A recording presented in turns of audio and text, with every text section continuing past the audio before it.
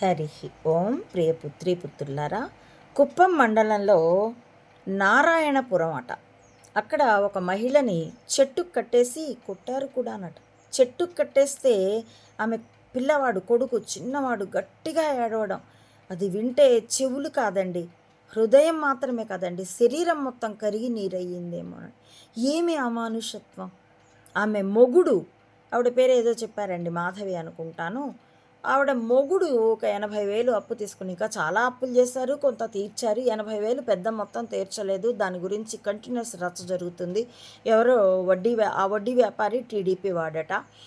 ఆ అప్పు తీర్చలేదని, టీడీపీ వాడవని, ఏ పార్టీ వాడవని, మనిషేనా? అప్పు తీర్చకపోతే పంచాయతీ పెట్టాలా, లేకపోతే కోర్టుకి వెళ్ళాలా? కోర్టులో న్యాయం జరగదు అన్నది అందరికీ తెలిసిన విషయం కాబట్టి ఏళ్ళు పుళ్ళు పడుతుంది, లోపల తనే చేస్తాడు అనుకుని ఆ వడ్డీ వ్యాపారి ఇంటి మీదకి వెళ్ళవచ్చు. తిడతారు. ఆ తిట్లకి ఎంతోమంది సూక్ష్మ రుణాలు, మైక్రో లోన్స్ పేరుతో కూడా ఎన్నో ప్రాణాలు పోయినాయి.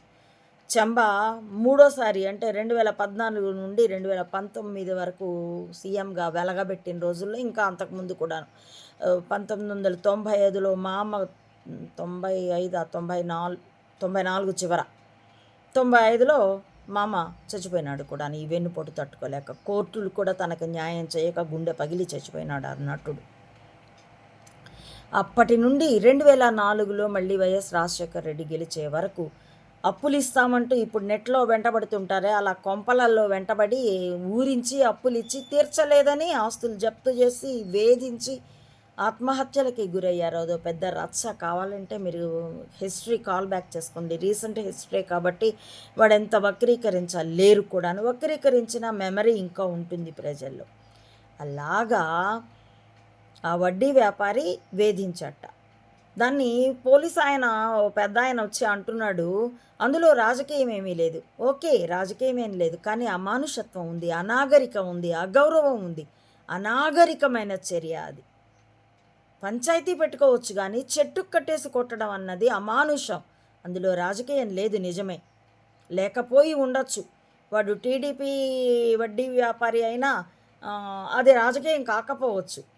అయినా కానీ అది అమానుషత్వం, అది అనాగరికం, అది అగౌరవం. పోలీసు ఆ దృష్టిలో కదా చూడలే. ఎందుకంటే టోటల్గా వ్యవస్థలు ఫెయిల్ అయినాయి. టోటల్గా ప్రజాస్వామ్యం, democracy had failed due to the tamper. ఈవీఎంల ట్యాంపర్తో ప్రజాస్వామ్యము చచ్చింది.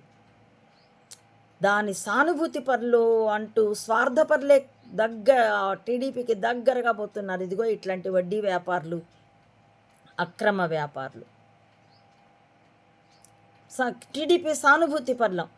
ఉద్యోగులు కూడా ఎందుకంతగా మిడిసి పడుతున్నారంటే, ముఖ్యంగా పోలీసులు, ఈ ట్యాంపర్తో చెంబా గవర్నమెంట్ శాశ్వతం. చెంబా తర్వాత మందలదిరి మాలోకం చెంబా కుమారుడవుతాడు. ఆ తర్వాత చెంబా మనమడవుతాడు. కాబట్టి పార్టీకి శాశ్వతాధికారం, రాచరిక వ్యవస్థలాగా. కాబట్టి రాజు చెబితే, రాజు తెలిస్తే దెబ్బలకి కొరవ అన్నట్టు రాజు ఆదేశిస్తే ఎంత అడ్డగోలుగానైనా పోలీసులు ప్రవర్తిస్తున్నారు. కోర్టులు చాలా మామూలుగా పోలీసుల్ని తిడుతున్నాయి, కానీ కూటమికే ఫేవరబుల్గా పనిచేస్తున్నాయి. రిమాండ్లు వేస్తున్నాయి, జైళ్ళు కూడా వేస్తున్నాయి. ఎందుకంటే కోర్టులు కూటమి కోవర్టులు, చెంబాకి ముఖ్యంగా కోవర్టులు గనక. ఈ విధంగా వ్యవస్థలన్నీ ఫెయిల్ అయిన చోట ప్రజానీకానికి అర్థం కావట్లా. నీలం పార్టీకి కూడా అర్థం కావట్లా.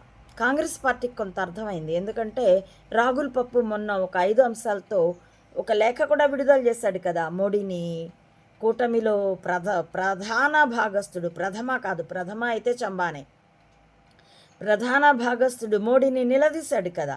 కాబట్టి కేవలం టీడీపీని, దాని ట్యాంపర్ని వ్యతిరేకించకుండా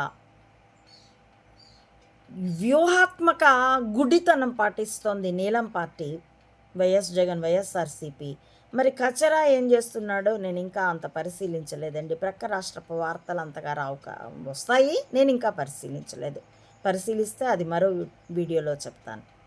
కాబట్టి ఇక్కడ గుర్తించవలసింది ఏంటంటే, పాలిచ్చే గేదె చచ్చి శవమై పడుంది. అది గుర్తించగా నీళ్ల చెంబు పాలు తీయడం కోసం వచ్చి గేదెని లేపాలని ప్రయత్నిస్తే ఏమొస్తుంది? ఆయాసం వస్తుంది. సత్యాన్ని గుర్తిస్తే ఏం చెయ్యాలో తెలుస్తుంది. కాబట్టి ప్రజలారా, ప్రజాస్వామ్యం చచ్చింది. గుర్తిస్తే మీకు భవిష్యత్తు ఉంటుంది.